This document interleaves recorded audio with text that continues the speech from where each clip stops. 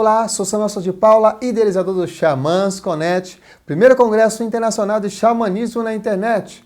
E você está no programa Espiritualidade Natural. O que é ser xamã? O que são as doenças e como as práticas xamânicas podem ajudar? O que é prosperidade na visão xamânica? Essas e outras perguntas serão respondidas por César Scheurich, Chuva na Montanha, que é chefe do clã da Montanha dos Cavalos Pintados. É visionário há mais de uma década, facilita cerimônias xamânicas, honrando e mantendo as tradições rezadoras. É homem medicina que tem como missão trazer luz a quem procura. Acompanhe.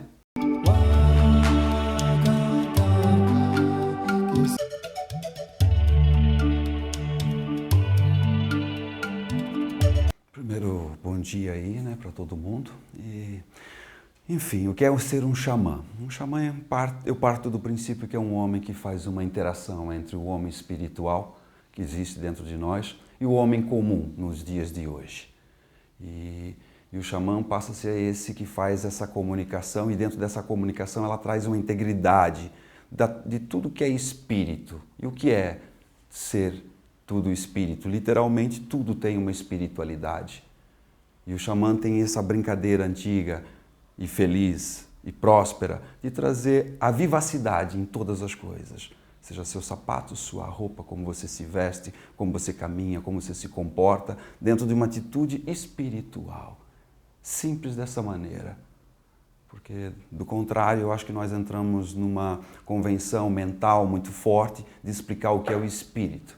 É como ficar explicando o que é pão. Pão é pão, espírito é espírito.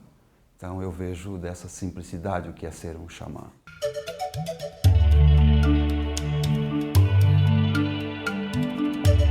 Eu acredito que todas as práticas são xamânicas. Todas as práticas são xamânicas. Não dá para dividir o mundo em religião, porque antes da religião tem uma espiritualidade. E toda espiritualidade tem uma cura, um trabalho, um cerimonial xamânico. Nessa comunicação, como eu falei antes. Então, qualquer prática que você tiver integrada ao seu ser e a uma escolha, junto a uma integridade, junto ao universo, passa a ser uma prática xamânica. Desde que realmente, quando você pratica isso, você tenha dentro de você uma verdade. E essa verdade é uma liberdade que você tem e tem um respeito por todas as outras histórias à sua volta. Acho que o xamanismo não tem preconceito, é apenas um conceito de integridade dentro dessa construção de uma cura xamânica. Começamos a partir daquilo que é tradicional dentro do caminho vermelho ou dentro do xamanismo. Terra, fogo, água e ar. A partir do momento que você pratica algo e respeita a sua respiração e o oxigênio lá fora, você tem uma grande cura. A partir do momento que você pratica algo físico e tem uma integração com a fisicalidade da própria terra, é uma grande cura, literalmente. Se você tem uma relação com o fogo interno, a sua paixão pelaquilo que você faz, somado à paixão de ser um terapeuta e emite esse calor, não vou nem falar de amor, esse calor para o outro, isso é uma grande cura xamânica. A água que você tem, essa fluidez do que somos e você mantém isso integrado ao de fora e ao de dentro, isso é um benefício. Então, eu acho que a grande cura dentro do caminho vermelho, dentro do xamanismo e o benefício para uma pessoa é a integridade entre ela e seu ambiente.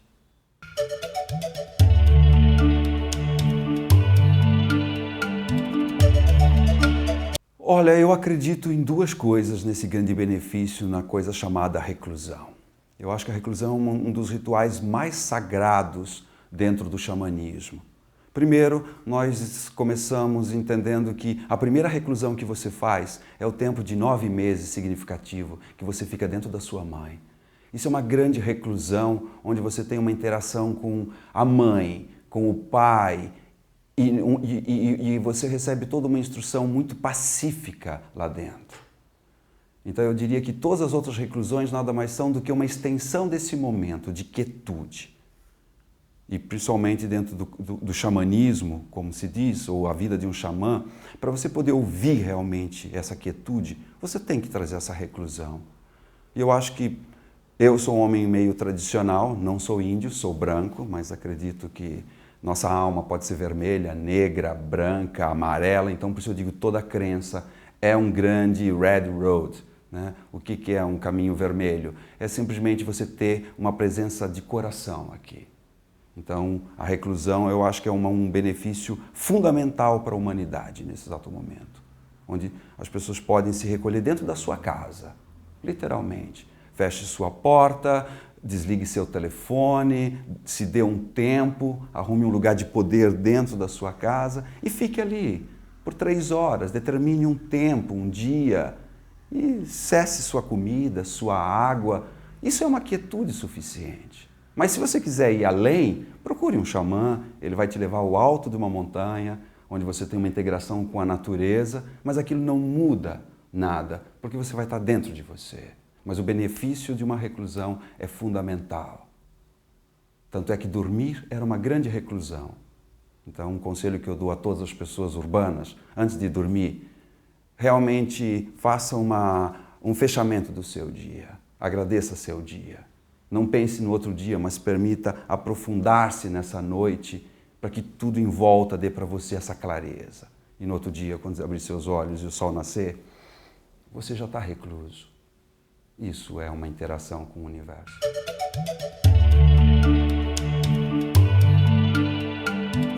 Eu acho que surgem as doenças a partir do momento que a pessoa precisa e tem a vontade de ser curada. Então, as doenças começam a partir do momento que você perde uma integridade com o todo. Até porque somos uma espécie em evolução, e uma evolução muito rápida, e todo o nosso organismo ele está fadado dentro do seu limite a uma integridade com água, com terra, com fogo, com água, com pisar na terra, respirar, exercícios naturalmente. E quando você perde isso, você condiciona o corpo. Então, se você colocar um animal dentro de uma jaula no zoológico e esperar que ele seja realmente um cara feliz e curado, nós estamos muito enganados. Então, o mesmo exemplo eu dou para o humano, que literalmente se fechou em caixinhas, em sociedades muito complexas, e dali começa questionamentos de um ser para a sua liberdade. Então, essa doença chega porque você se dá limites muito grandes. Moralidade, integridade, visão, horário. Então, você não tem uma liberdade. Nós vivemos a partir do momento do conceito do outro. Então, e quando é que você se cura, então? É quando você começa literalmente a entrar em contato com essa integridade, perceber quem é você, responder a pergunta mais sábia que eu acho que um homem deve responder, ou seja, conhece a ti mesmo.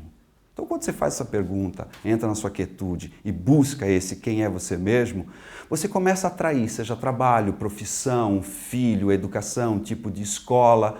Então, essa integridade começa a trazer essa cura. Então, as coisas começam a ficar bem diferentes. Você e seu ambiente são simplesmente uma escolha, não mais um condicionamento que você se coloca a responder à resposta do outro. Você pode ter milhões de pessoas e você não vai encontrar uma igual à outra. Então nós não vivemos de uma filosofia, nós vivemos de uma maneira de pensar.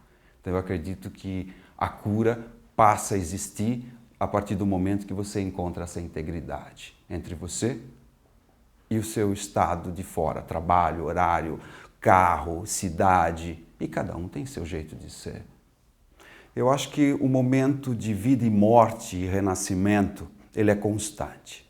Cada dia que você vive é um dia menos na sua vida.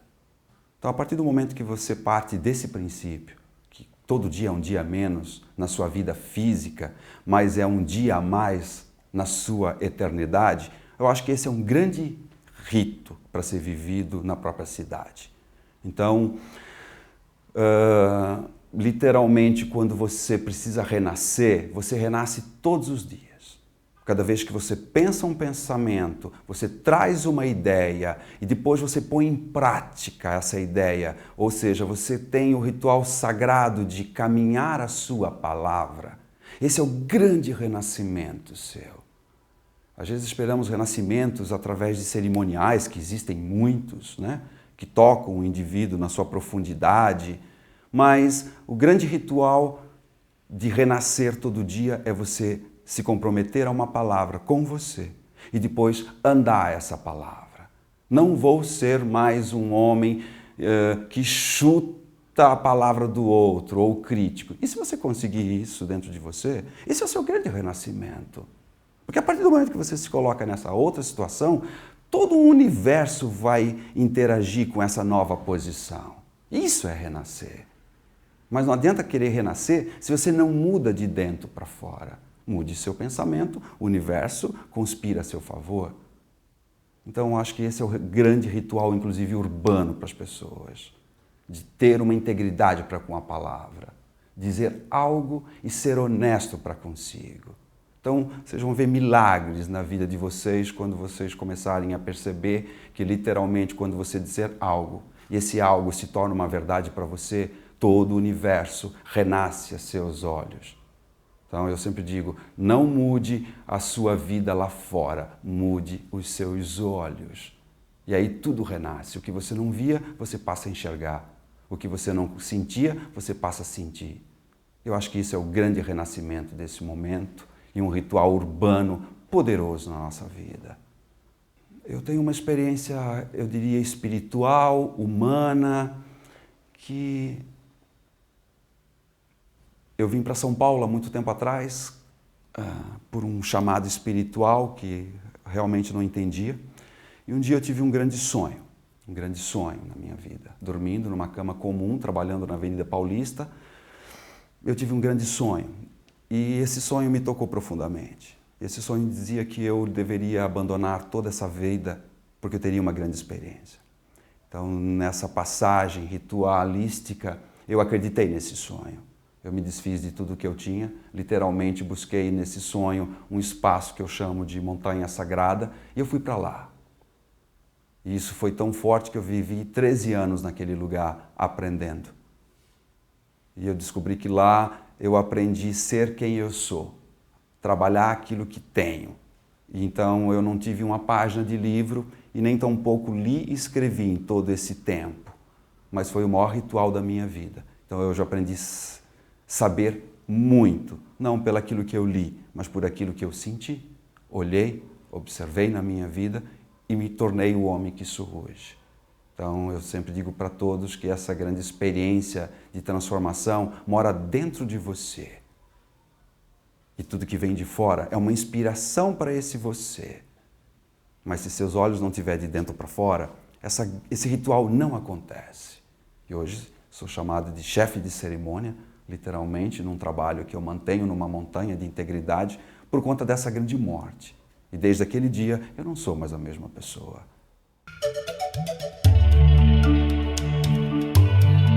O que é um sonho para mim? Acho que um sonho, ele é quando ele te soma. Ele te faz, além da existência de comer, viver, sobreviver, ele te coloca num papel no mundo além do comum. Por isso que não são muitos os sonhadores. São muitas pessoas comuns, mas são poucos os sonhadores. E qual a diferença que eu diria entre uma pessoa comum e um sonhador? O sonhador pincela na sua vida, além da sua existência comum, ele traz forças além do que ele crê para viver a sua vida ordinária de uma maneira extraordinária. Então, os sonhadores são aquela pessoa que literalmente faz 10 pães por dia e sai distribuindo na rua. É um grande sonhador. É aquele que sai de casa e vai ajudar uma outra pessoa a fazer. O sonhador é aquele que dá a mão para alguém subir num ônibus. Ele é um sonhador. Porque ele não está simplesmente pensando no seu próprio umbigo. Ele se torna alguém extraordinário. Por que extraordinário? Porque ele olha para o lado e vê que tudo em volta não é mais comum, não é mais simples. É uma dádiva estar vivo. Isso é o grande sonho. Então, às vezes, a gente tem um certo medo de sonhar. Ou se compara àquele cara que se tornou uma grande pessoa, um grande escritor e tudo mais, um Samuel e tudo mais. Mas os sonhadores, literalmente, são pessoas que vivem sua experiência poderosa e, além dessa experiência da dádiva de estar vivo, elas trazem uma mão estendida a mais. E a partir do momento que você se coloca ao momento de estender a mão pelo universo, o universo estende a mão para você. E isso enriquece uma pessoa profundamente. Às vezes o sonhador é o cobrador de ônibus que tem um sorriso e diz para você, bom dia, tudo bem? Hoje está um pouco atrasado, hein? E aí ele puxa uma conversa com você, ele olha para você. Os sonhadores são pessoas que têm olhos profundos para com a vida. Então isso para mim é ser um sonhador. Eu especificamente sou um sonhador, sim, como eu respondi antes. Tive um sonho, acreditei nesse sonho, abri mão de um relacionamento, casamento, vida, abandonei tudo que eu tinha por esse sonho. E acreditei que nesse sonho tinha os olhos de Deus.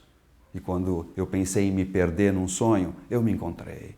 Fui para o estado de ficar nessa montanha sagrada e todas as coisas aconteceram de uma maneira muito fácil, até diria, para mim.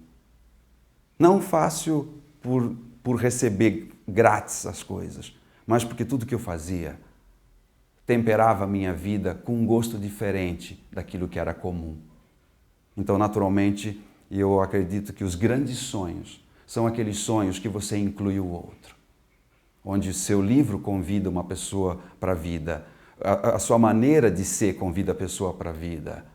O palhaço na Avenida Paulista, vamos falar em São Paulo, brincando, tirando sarro, acompanhando o outro, ele está convidando aquela pessoa para sair daquele estado comum e se tornar um grande xamã até.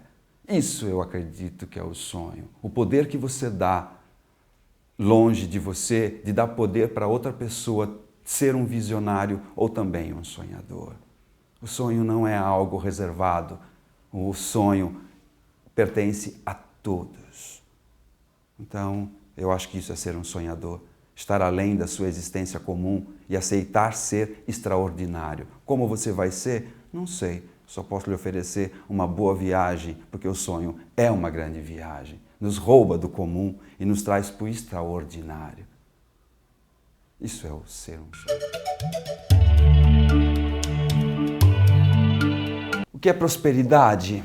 A prosperidade é a sua camisa, a sua roupa, o seu pensamento, a sua realização. A sua integridade é a sua prosperidade.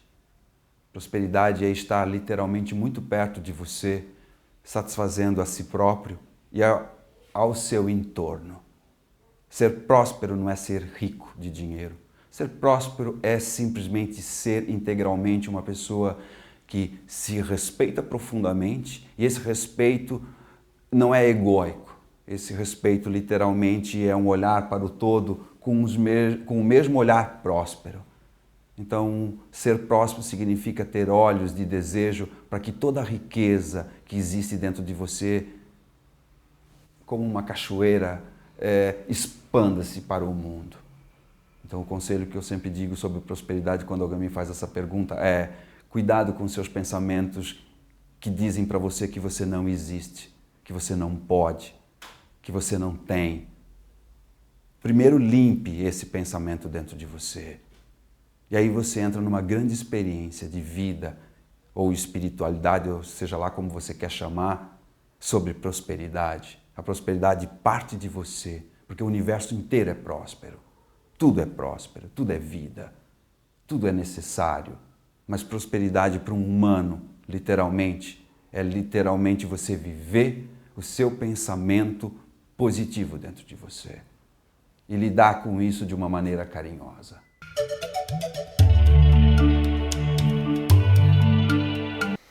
Uma mensagem que eu quero deixar para o universo é que eu acredito que a vida é um ato sagrado, recebido, não importa de quem. E a partir do momento que você tem consciência de que a vida é um ato sagrado, você está aqui para transformar esse sagrado num reconhecimento da sua força, da sua beleza. E não deixar apenas a sua existência, mas um respeito pelas futuras gerações. Porque é assim que eu acredito que o mundo há de continuar. Quando você realmente olha para você e pergunta profundamente o que eu posso deixar para o meu filho, para o meu neto e para o futuro dessas gerações. Então acho que esse é o grande respeito da palavra humanidade. Olhar lá para frente e ver uma criança daqui a 50 anos vendo e tendo exatamente aquilo que você tem hoje na vida. Então eu diria, não esqueçam, além da vida, de olhar para o futuro. O mundo continua, isso é ter esperança nas futuras gerações. Então cuide das crianças, ame as crianças e lembre o que seria um homem daqui a 50 anos. Essa é a nossa participação na vida, cuidar desse momento.